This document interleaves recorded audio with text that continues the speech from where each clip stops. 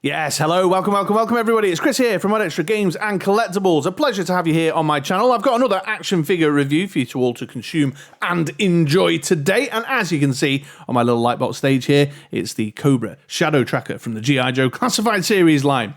So stick around, I'm going to give you all the ins and outs and ups and downs as I see them about the figure. I'm going to talk about the aesthetics and get into the visual qualities. I'm going to talk about the articulation and discuss how I found his posing and his movement. And then I'm going to give a good rundown of all the accessories to talk about how they've enhanced my man-child playtime. And it's my hope that by the end of the video, if you're thinking about picking up a Shadow Tracker for yourself, then my thoughts today will help you make your mind up. So stick around, we'll get into it. But before we do, travel back in time with me, dear viewer, to the moment Shadow Tracker arrived at MoDXtra Games and Collectibles Towers, and I cracked him open and filmed myself doing the live unboxing. So let's go back to past Chris and see that first instinctual look at the fig. Here you are then, folks. Here is the Shadow Tracker packaging. We've got the standard G.I. Joe Classified Series packaging design that we've had for quite some time now, although not for much longer.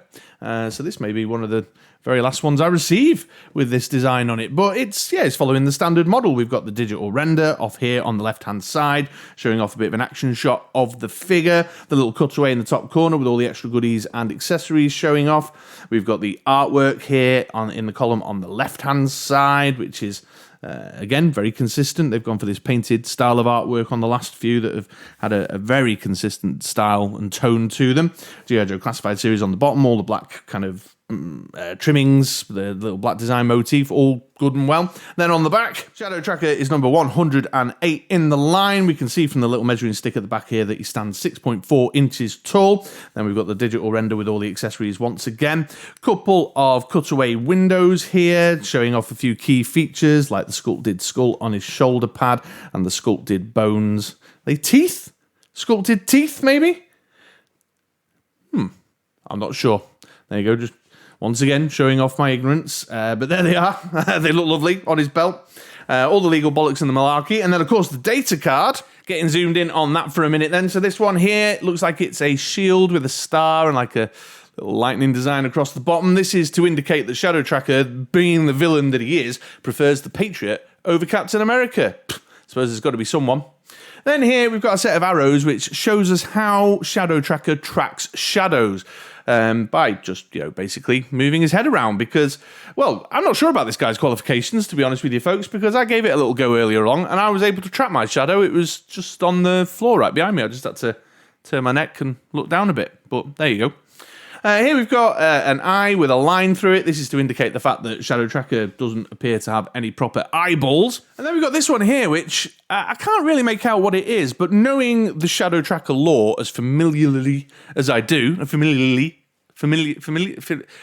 as I am with the Shadow Tracker lore, I'm pretty confident that that is Patrick having a little wander around a kind of tropical underwater wood just outside of Bikini Bottom because, well, he's just a big fan of Patrick. Everybody knows that. It's a well-known fact about Shadow Trackers. Right then, let's crack this bad boy open. I've already popped the tape at the bottom there, and it's the usual style here with the weapons locker, number 108. Cobra Shadow Tracker written on the side. And then, that's upside down. Let's do it this way around. And there is the fig in the cardboard frame. That predatory skull face is immediately intimidating straight out the packaging. But let's get into the locker. There's all the weapons and accessories. And, the paperwork. All right, let's tear the top off that like we might do with one of those little drawer fragrance sachet things that you can buy to make your drawers smell nice. And tip all that out there. Lots of good stuff. We got, what's that? That looks like a little suppressor. Got his big compound bow, an arrow, his quiver. Then we've got the face swap with the luminous skull. We've got the big old skull itself, a little tomahawk axe and a knife there. And the figure himself. Oh, need the scissors again. Right, just cut the plastic tie wraps there. There's the artwork at the back of the cardboard frame. All right then, folks. Well, here is Shadow Tracker and all his goodies out of the box. So, as usual now, I'm going to go away and have some good old-fashioned man-child playtime with the figure. Going to pose him up, display him up, get on the carpet and have some battles to see how I generally feel about the fig. Get good and hands-on before I share some review thoughts. So, stick around because Future Chris is going to be back in a couple of days to, well, give you those thoughts. So, I'll be with you in 3, 2, 1. All right then, folks, let's talk about aesthetic then. Let's talk about the visual experience of Shadow Tracker. And here he is, just eyeball this bad boy from head to toe. He is awesome. I'm just going to call it out straight away. I love the aesthetic on this character. In fact, that's what attracted me to him, because he is just oozing from every pore, from every part of him. Hunter, killer, stalker, scary movie serial killer type. It's just dripping off every part of him, and I love it. He's intimidating, he's menacing, just head to toe. Every part of him tells me this is one scary, villainous dude that you would not want to meet in the jungle on your own. Now, a big contributing factor to that look of menace, to that hunter-killer vibe on Shadow Tracker is, of course, the head sculpt, which is a face mask. He's got a skull mask on there, and they've just permanently sculpted the skull mask onto the figure. There's no facial features. We do not know what Shadow Tracker looks like, and I suppose that's testimony to his commitment to being a scary jungle dude, you know what I mean? A hunter-killer type. But it's excellently sculpted. It's a really nice skull mask there. The paint applications, these green paint applications that I've got in it are a little bit sloppy. They're a bit slapdash. I'm not entirely sure that's unintentional, though. Like, maybe he's just slapped it on for himself to highlight some of the kind of skull features on his face mask. But even then, some of the areas that are more obscured behind, like his dreadlocks and stuff, like the you can see his ear at the back there, and you can see he's got his earlobe hole piercing thing going on both sides. So they've even sculpted some of the bit that's out of sight, out of mind, you know, and those white, beady, piercing eye things that are in his mask there just really enhance that kind of stare down hunter killer vibe, and I'm all for it. The dreadlocks look great as well. Look at the sculpting on that. You've got the changing color tone across them as well with the wash, well sculpted. I mean, they look like what they're supposed to look like, and there's a few paint applications on the front there as well. You can see there's a little red bit there and the green bit over there. But as you move down the figure, there's more great stuff that's just kind of enhancing that whole narrative, that whole storytelling piece around Shadow Tracker with the bird. Is that bird bones? I think it might be bird bones hanging around his necklace there. That's a loose piece as well, so it's got a little bit of movement and motion in it. We've got some claws here hanging off his belt, and then his belt's just a big old massive rope piece that's got some lovely neat and tidy paint applications on it. Got some lovely detail here as well in his, what's that called? The kind of tribal skirt piece that he's wearing there. He's got this lovely, is that panther print? I'd probably say maybe leopard print, but it's too dark, so perhaps it's a panther print, or is there a Dartford leopard or jaguar, maybe? I don't know, but the big cat print there, and the lovely sculpted detail to bring the fur to life as well, which is really, really nice. Got this lovely shoulder piece here, which has got this excellent skull feature on it. The paint applications, the colours there are great, look really bony. And you've got the extra paint applications in the eye sockets and the nasal passage there. That looks somewhat simian in nature to me, but it may be mentioned on a live stream or something in the past what it actually is. I missed it, so if you know, let me know in the comments down below. But yeah, it's definitely got wonderful paint applications, lovely bone wash over it there as well to really bring it to life. And then we got more bone sculpting here on the gauntlet and arm piece. And just while I'm here also as well, look at the extra detail in his gloves. Amazing. Also really into this little splash of colour down here, this flame motif that's down on his boot guards there. That's a really nice little touch, adds a little splash of colour and balances up some of the other yellow parts on the figure to give it some symmetry. Like up here, you see the sort of yellow back section of his tactical vest and the yellow rope belt across the middle. It all gives it a little bit of balance, a little bit of symmetry. Nice kind of colour synergy going on across the figure there. Outside of that, aesthetically, all the other kind of stuff out beyond the more unique features of the character are up to the usual G.I. Joe Classified Series standard. We've got well sculpted features on the tactical vest. We've got the textile, the kind of fabric texture in the trousers. The armoured sections have all got sculpted detail in them to bring them to life and give them a little bit of depth, which is all wonderful. The musculature, to be expected, really. I suspect these are reuse arms, but the musculature is well sculpted. You know, all those other kind of key baseline sculpting aspects that we come to know and love with G.I. Joe Classified Series is present and correct with Shadow Tracker also. So Shadow Tracker is a big old massive thumbs up on the aesthetic from me. That's a MoDXtra Games and Collectibles recommends with regards to the visual experience of the figure. I just think he looks amazing. They really nailed the story that they were trying to tell with this figure with the aesthetic qualities. And I've not even started slapping on the accessories yet, which really add to that experience too. I've got no nostalgic connection to Shadow Tracker whatsoever. He was long after I'd kind of dropped off G.I. Joe, and he doesn't feature in the kind of resurrected IDW Chuck Dixon continuity that brought me back to the intellectual property, and yet I went for it because there was just something in that visual experience that I wanted, and they've not let me down. Now I've got him in hand, so yeah, thumbs up, absolutely. If you're looking for something with some real shelf presence, then this guy has got it. Okay, moving into articulation now then, folks, and largely speaking, it's the standard G.I. Joe Classified Series articulation scheme that we've come to know and love. If you've had one in hand before, you'll know the routine by now.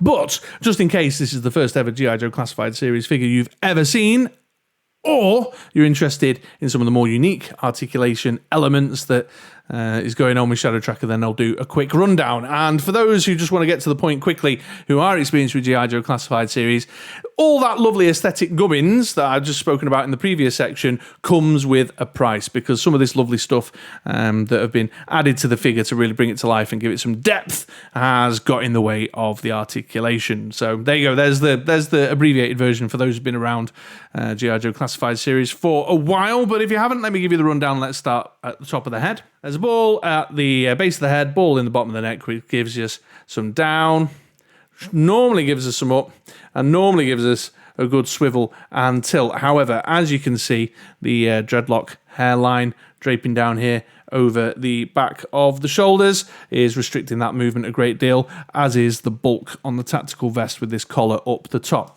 So while you got some range of motion there and enough to get some, menacing stuff going on with him, your up is negligible, your down is heavily affected by the collar line, and your turning is affected by the hair there. Moving into the shoulders, and we've got hinge and butterfly joint here at the arms, so you can do the shuffle back and forward and the full 360. And the hinge in the armpits gets you up to about there. I don't know if that's because mine's particularly tight, or whether that's just the limits of the range of motion. But of course, going back to my earlier point, this shoulder pad here, even though it's flexible, there's got some movement there, obviously gets in the way of, if you go any higher than that, you can see it does this weird flicky-uppy bit there.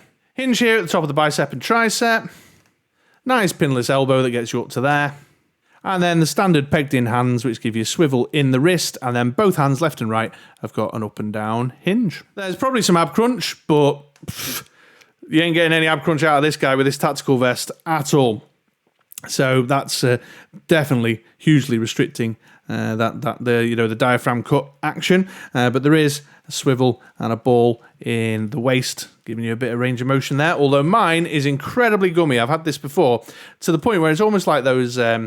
Remember those old figures with the little handles at the back where you do the kind of punch motion like that? Look at that. Like those toys we used to play with back in the day with the little thumb bit at the back. Look how gummy this guy is. Boom. Moving down into the hips, it's the standard G.I. Joe Classified Series drop-down joint, which gives us decent forward. Bow! He's got the splits capacity, but as you can see, the tribal skirt piece here that he's wearing gets in the way of us being able to split out all the way. So no ballet dancing, no Russian ballet dancing for Shadow Tracker. Nice pinless double knee that gets you up to there. Boot cut here at the top of the boot, giving us some swivel. And you can see that this shin guard here goes up over the borders of it. So that's nice. It doesn't get in the way of your movement there. And then the old hinge and rocker in the ankles, giving us a range of motion there. Although the way this shin guard comes down the front, it affects your full forward motion, which I've found has got in the way of some of the poses I've been trying to get him into. So Shadow Tracker, final thoughts on the articulation is all right. He is articulation challenged by the you know, the kind of the gubbins that are adorning his figure, and so I can't give it a full thumbs up.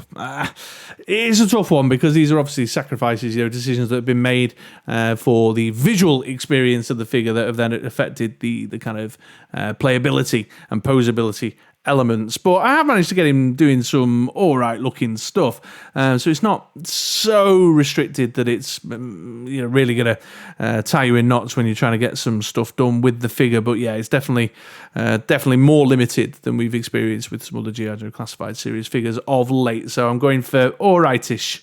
About there. Not a full thumbs up, but it's not a full thumbs down. But I'm not going full middle either. I'm kind of going up there. So yeah, there you go. There's articulation. Okay, moving on to accessories now, folks, and I'm going to get started with one of my favourite bits of Shadow Tracker, which is the face masks. Remember I said before, we've not even got into accessories, and there's some bits that are going to impact on the visual experience. Well, here they are.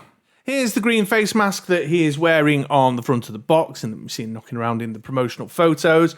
It's got quite a bit of sculpted detail in there, although it's hard to see because it sort of blends in with this sort of transparency, yellowy green thing that's going on. It's got a kind of strange sort of Kingdom of the Crystal Skulls vibe to it, albeit in the greeny colour, like a kind of Area 51 alien vibe, which I don't know if I'm into or not. I know I saw rounded about when the digital renders were first revealed, folks were talking about this having a kind of Predator vibe to it from the movies, and I can see that, definitely. I can definitely see that, but it's fun. It's definitely a fun mask, and as you can see there, I've just clipped it on. It just attaches nice and easy to the front of the face like that. But yeah, this one's pretty cool. However, my favourite is this one, the skull mask. Look at that. Brilliant. Love it. Clips on, just the same way as that last one does, sort of clamps onto the front of the face there over the top of the sculpted mask. And yeah, this one is amazing. I love it. This really finished off the decision for me. I saw some promo photos with him wearing this mask. I was like, yes, I don't know who this character is. I've never read him, never owned one previously, but I'm going for him because that just is the cherry on the top of the cake of threat. Imposing, menacing, shadow trackery atmosphere that this character is creating, and I love it. It's really well sculpted. Again, I think like the shoulder pieces, that got a kind of simian vibe to it. I'll repeat, if anybody out there caught Lenny talking about it on a stream or something maybe, or knows a bit about skulls, then I'm open to the education. Drop into the comments down below, filling my knowledge gap there. But it's got the bone wash over it and lovely sculpted skull details, the paint applications in the eye sockets and the nasal cavity, and then the paint application on the teeth as well, which is really adding to that vibe of menace. And then you've got this kind of sideburny section down here that's fur sculpt with the paint application again, so it's just a really nicely finished piece with lots of attention to detail, and it just really enhances the visual experience of the character, and that is undoubtedly my favourite and will most definitely be the mask that I'll be posing him in on the shelf. Shadow Tracker is also a blades kind of guy. He's got this tomahawk here, and then this little kind of Gurkha knife thing that looks, again, really menacing, just really adds that kind of movie serial killer vibe to the guy. And again, I'm all for it. I love it. The tomahawk, single piece of plastic, quite firm, this one actually, not as gummy as we've experienced with some recent figures, which I'm thankful for. And it's got some sculpted detail in there again to bring it to depth. I'd have liked maybe some paint applications on the blade like they've done with the knife, but you know, that is what it is. This could be stored on the figure. He's got this little bracket here that you can then just place the tomahawk in and sheath it along there. Then there's the knife here, paint application in the bladed area, which I'm always appreciative of, with some nice sculpted detail on the handle there. This can also be stored on the figure, but I'll come back to that in just a minute, because the next thing I've got to show you is Shadow Tracker's compound bow and his quiver. So the compound bow there is all right. Yeah, it's good. It's decent. It's got lots of sculpted detail in there. There's a little bit of give on that on the rope there at the back. We've got this little stabilizer piece that kind of clips on and clips off this section here. It is a bit of a fuss and a faff to get his hand around it with this little kind of guard at the back of the handle there. It's sort of a bit awkward to get it around his thumb. I don't know if you can see there on the camera under the lights, but perhaps if you squint, you can see I've started to get some stress marks here at the base of the thumb, at the base of this finger at the top there, from sort of bending them back and trying to twist and manipulate the bow into his hand. So that's something to be mindful of. Caution, please, folks. Don't go snapping no thumbs off. But yeah, it's all right. You know, it is what it is, and it's certainly a very appropriate piece of weaponry for the type of character that he is. So it adds to the storytelling piece. There's also a lovely little touch here because you can see there's a little channel, a little groove there for holding the loose arrow in, which I'll show you in a second. Although it doesn't line up very well with the drawstring, so it kind of sits at a funny angle, which can be a little bit frustrating. Then we've got the backpack quiver here. You can see it's got this little C-shaped clip on the back there. You can use that to attach the bow by the handle. Mine was a little bit stiff on the very first initial clickety-clacking in, but now it's working fine. And then we've got this little loop bracket at the bottom there to put your little stabilizer piece in. And then I mentioned earlier that you can store the knife on the figure. Well, that's here on the quiver backpack. You can see there's a little section just there that you can slide it into. With some difficulty when you're trying to do it, watching yourself do it on a screen. I also mentioned loose arrow. That's this one here at the front. So you've got an arrow that you can use for posing and displaying with the bow in use. What I like about this, with the little channel there to store it in, is that there's a bit of a resistance clip at the bottom there. So it sits quite tight and snug. The arrow doesn't fall out, which is a nice touch because, well, I've already lost my Storm Shadow one, which was very loose on mine, but that's got, a nice little bit of resistance. And then if I just swivel it around here, you can see we've got the peg to attach it to the peg hole in the back, and then it's got this nice little kind of contour curve here so that it contour curves around his shoulder. So you can see there that contoured piece, and then that shoulder section sort of has the dreadlocks draping down to the side here, and then you've got the contour, the shoulder contour, fitting it up over the back of the shoulder there like that. So, Shadow Tracker, he's got good accessory game. Everything about his accessory selection contributes to that narrative storytelling piece that you want to do with your figures. They all seem very appropriate weapons and whatnot. And he's got some nice individual touches too with his face masks and things that all add to the experience. So definitely a thumbs up on that front. No complaints here. Just the same as usual, really. I'd have had a bit more if they'd have given it me, but they didn't, and I'm happy with what I got. So yeah, there we go. There's accessories for you folks. Okay, quick figure comparison now, folks, and here's Shadow Tracker with Zartan and Zarana. I don't know if this is lore or not, but he seems to have a nice tidy fit in amongst the dreadnoughts. He's got that, kind of living in the swamp sort of vibe about him that works with these guys. But also, as many of you guys will know, there's big chunks of Zartan reuse on the Shadow Tracker figure as well, so you can see the two of them side by side in that respect. Here's Shadow Tracker with the Range Viper. I don't know why, I just felt like these two had a kind of kindred thing about them that meant I displayed them together. It's probably just skull-shaped facial decorations or something, but that makes them of a like mind. But there you go, there's those two together. And here's Snake Eyes with Shadow Tracker here. I think these are a nice pair to put together. In my head canon, I like this idea of Shadow Tracker and Snake Eyes in a South American jungle, just kind of circling each other in a game of cat and mouse, but obviously taking it in turns to be the cat and mouse. So there we go. Okay then, folks, well, here is Shadow Tracker making his way around on the turntable. It's final thoughts time now, ladies and gents. And if you've seen my videos before, you know how this is going. Shadow Tracker's a recommends from me. I've had loads of fun. Really enjoyed this figure since he arrived a couple of days ago. Just so much character and personality and storytelling playtime depth to it that I've just had a great old time and enjoyed him more immensely. So I highly recommend. And even if you're like me and you don't really know much about the comic book lore and the history of the character, I think there's enough going on in the way they've put this guy together in terms of the sculpting and the adornments and such like that. You don't really need that. And when you compare it to, say, like Shooter, where my absence of nostalgia affected my appreciation of the character, this guy, he's got it going on. Just one badass jungle hunter killer, and that's all you need to know. And he wears a skull for a face mask. I mean, come on, how could you not love it?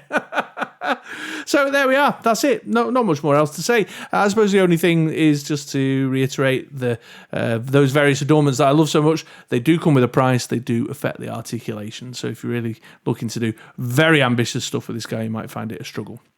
And here we go again. Do you know, I nailed it last time, and I've come to finish the video with his back facing you, the audience. So enjoy the compound bow there, as much as I've enjoyed the figure overall. If you have found this useful review, please make sure you take the time to go down and give us a thumbs up, like. If you're not already subscribed to the channel and all that good YouTube-y stuff. In the meantime, I'd love it if you came back around these parts sometime soon, so keep an eye out for other action figure and collectible content that may be of interest to you. And I hope you have a really wonderful day. Okay, thanks very much, everyone. And can I drag it out so that he is facing forward when I finish? Yes, I can. Okay, take it easy, folks. Have a good day. Bye.